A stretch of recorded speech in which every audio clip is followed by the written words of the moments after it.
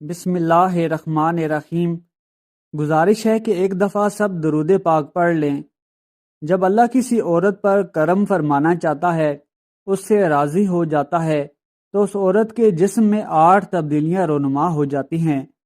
جو ہی ان میں سے کوئی ایک نشانی بھی آپ کے اندر رونما ہو جائے تو سمجھ لیں کہ آپ کا رب آپ سے راضی ہو گیا۔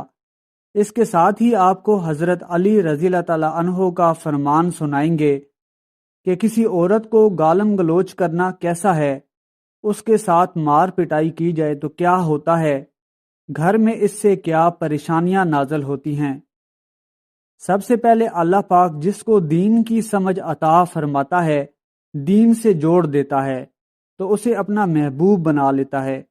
حضرت عبداللہ ابن مسعود رضی اللہ تعالیٰ عنہ سے مروی ہے کہ نبی پاک صلی اللہ علیہ وآلہ وسلم نے فرمایا، اللہ پاک تمہارے درمیان اخلاق بھی تقسیم کرتے ہیں جس طرح رزق تقسیم کرتے ہیں۔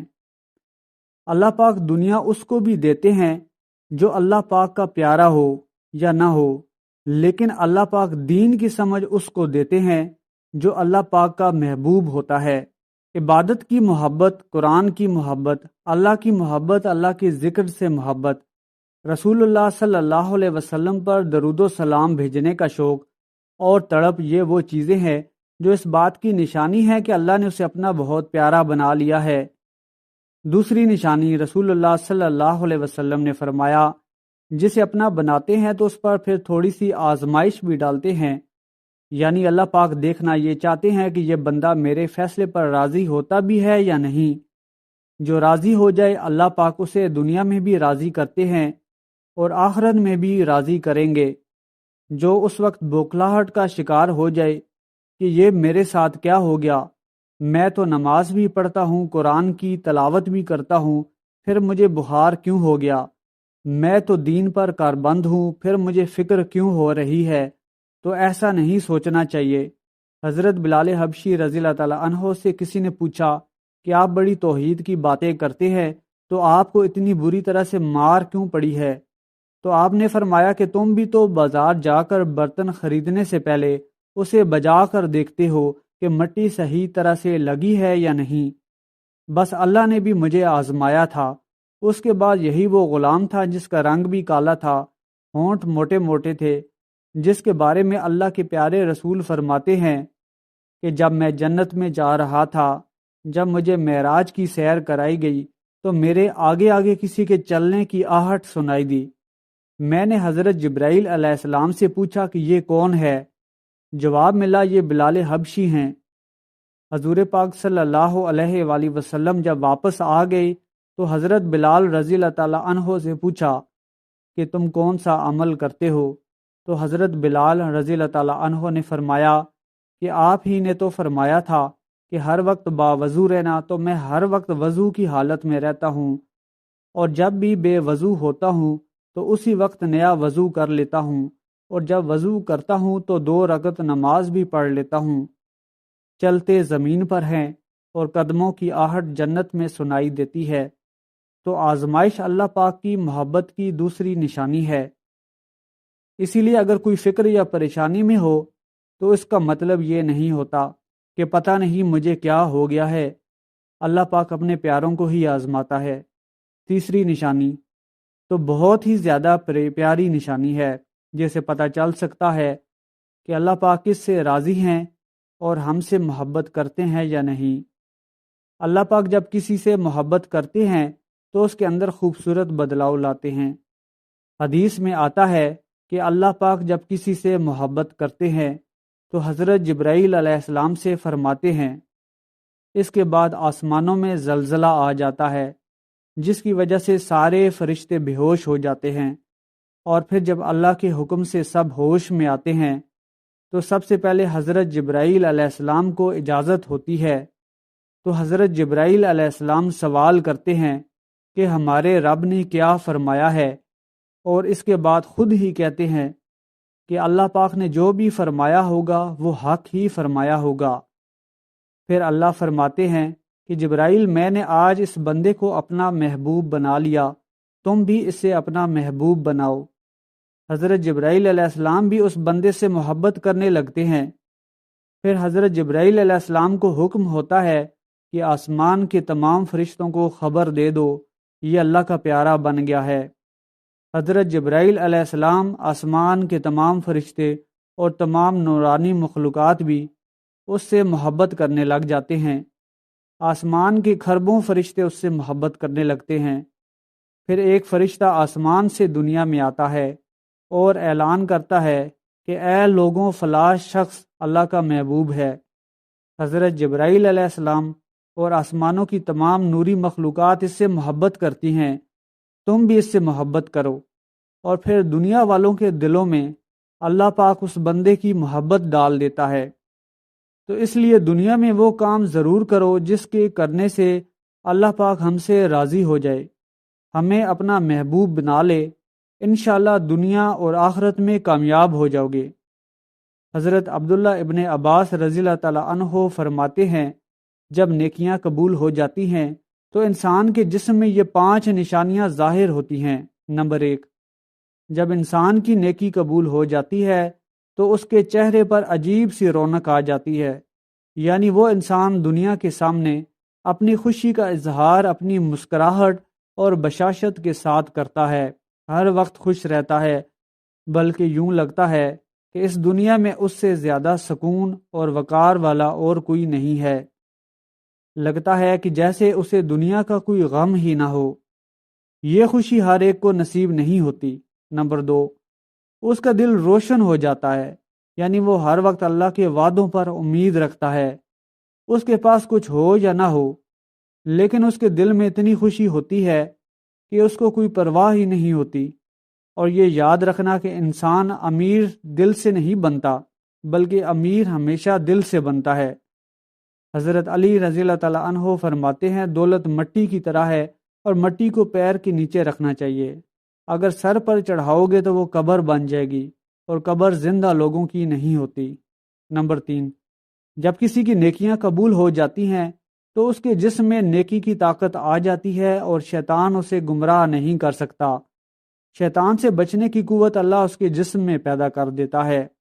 نمبر 4، وہ اپنے مال و دولت میں فراوانی پیدا کرتا ہے، یعنی اللہ اس کے رزق میں برکت پیدا کرتا ہے، وہ لوگوں پر چاہے جتنا بھی خرچ کرے، ضرورت مندوں کو کتنا بھی بانٹے، اس کے دولت میں کمی نہیں آتی۔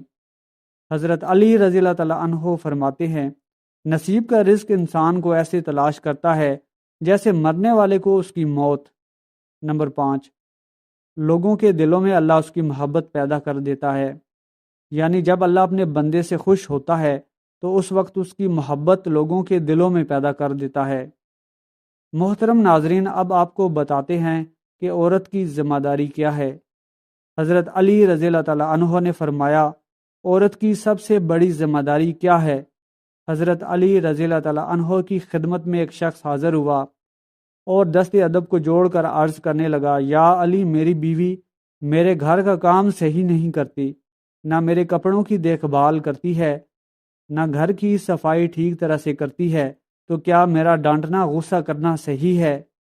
بس اس کا یہ کہنا تھا کہ حضرت علی رضی اللہ تعالیٰ عنہ نے فرمایا، اے شخص، کس نے کہا کہ تمہاری بیوی پر تمہارے گھر کا کام واجب ہے؟ یاد رکھنا، اسلام نے عورت کی عزت کو جتنا بلند کیا ہے اتنا کسی مذہب نے نہیں کیا۔ میں نے اللہ کے رسول سے سنا کہ عورت کی سب سے بڑی ذمہ داری یہ ہے کہ وہ اولاد کی اچھی پرورش کرے اور ان کا خیال رکھے، لیکن اگر اپنی اولاد کی پرورش کرنے کی اجرت شوہر سے مانگنا چاہے تو وہ بھی مانگ سکتی ہے، اور تم گھر کے کاموں کی بات کر رہے ہو۔ خوشی سے گھر کا کام کرتی ہے، گھر کو سنبھالتی ہے، تو یہ اس کی عظمت ہے، اس کا شکریہ ادا کرو، اس کا احترام کیا کرو۔ میں نے اللہ کے رسول سے سنا، جس وقت عورت اپنے گھر کا کام کرتی ہے اس وقت اللہ فرشتوں کو زمین پر بھیجتے ہیں اور کہتے ہیں کہ جب تک یہ عورت گھر کا کام کرتی رہے اس کے لیے عبادت لکھتے رہو، اور وہ وقت جو عورت گھر کے کاموں میں لگاتی ہے وہ اس کی عبادت میں شامل ہو جاتا ہے۔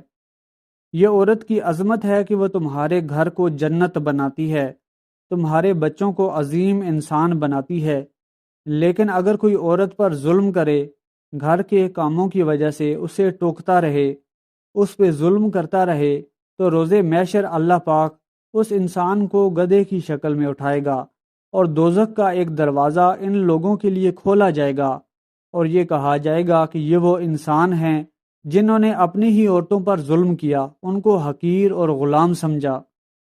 محترم ناظرین، اب ہم آپ کو بتاتے ہیں حضرت علی رضی اللہ تعالیٰ عنہ نے فرمایا گھر میں عورت کا رونا کیسا ہے، عورت پر ظلم کرنے کی کیا سزا ہے۔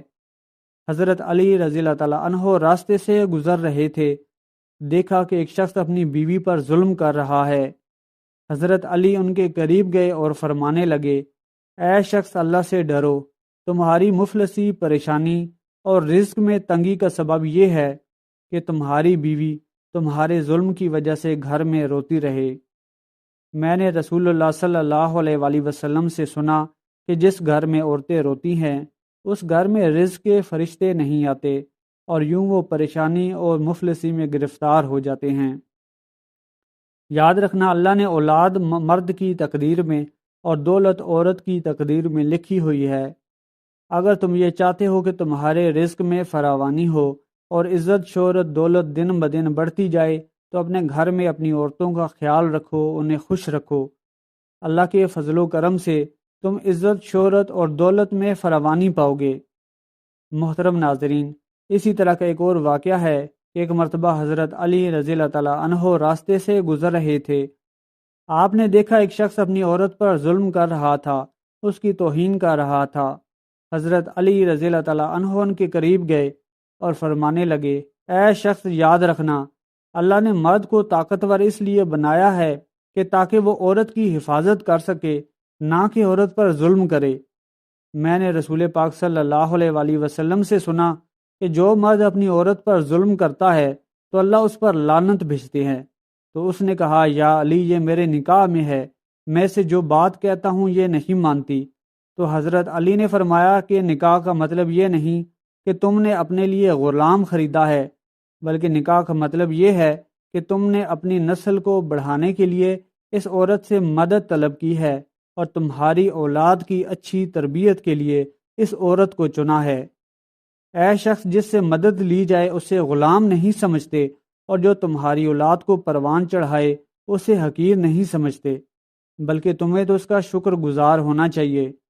یاد رکھنا، عورت پر ظلم کرنے کا مطلب ہے اولاد کی بغاوت۔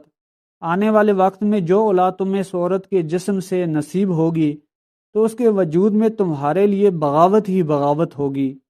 جب اولاد بڑی ہو جاتی ہے اور اپنی ماں پر ظلم ہوتے دیکھتی ہے تو اس کے دل میں تمہارے لیے نفرت ہی پیدا ہوگی۔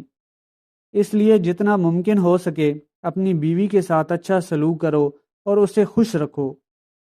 اللہ پاک ہم سب کو عورتوں پر رحم کرنے کی توفیق عطا فرمائے، آمین۔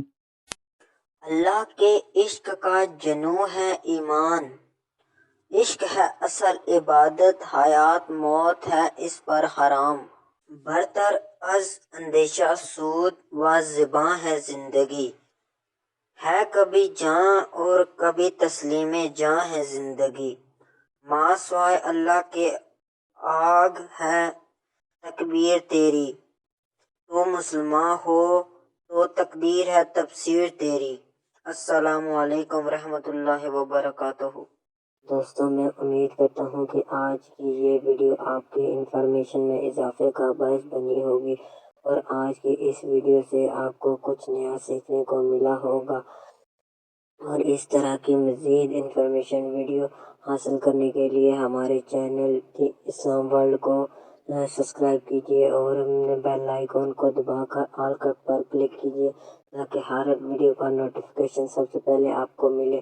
اور ہماری دعا ہے کہ اللہ تعالیٰ آپ کو ہمیشہ خوش رکھے، آباد رکھے اور ہر طرح کی مشکلات سے نکلنے کا راستہ پیدا کرے، اور اللہ تعالیٰ ہر طرح کی نعمتیں آپ پر نچھاور کرے۔ اللہ تعالیٰ آپ کو ہر طرح کی تنگی، تکلیف اور پریشانی اور مصیبت سے بچائے، آمین۔